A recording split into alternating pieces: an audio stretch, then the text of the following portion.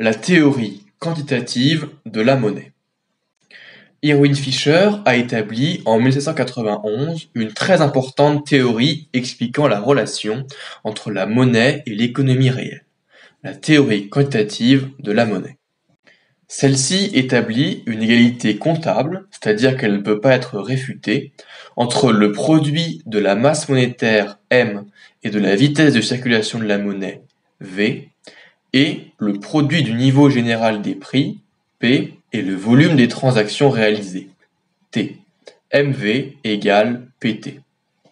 La vitesse de circulation de la monnaie correspond au nombre de fois que l'unité monétaire est utilisée. Afin de comprendre, prenons un exemple. Supposons que nous ayons un produit au prix de 5 € dans l'économie. Afin d'effectuer les échanges, nous pourrions utiliser un billet de 5 € une seule fois, ou bien nous pourrions utiliser une pièce de 1 € 5 fois. Nous avons donc l'égalité entre les deux membres de l'équation. Par la suite, Fisher établit des hypothèses qui, elles, peuvent être réfutées.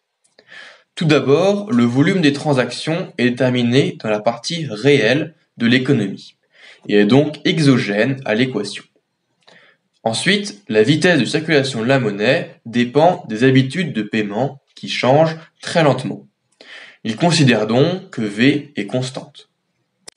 Enfin, la création monétaire est supposée exogène, car contrôlée par la banque centrale. Le niveau des prix est donc la seule variable endogène.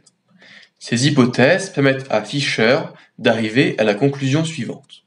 Une augmentation de la masse monétaire ne peut qu'augmenter le niveau général des prix, c'est-à-dire générer de l'inflation.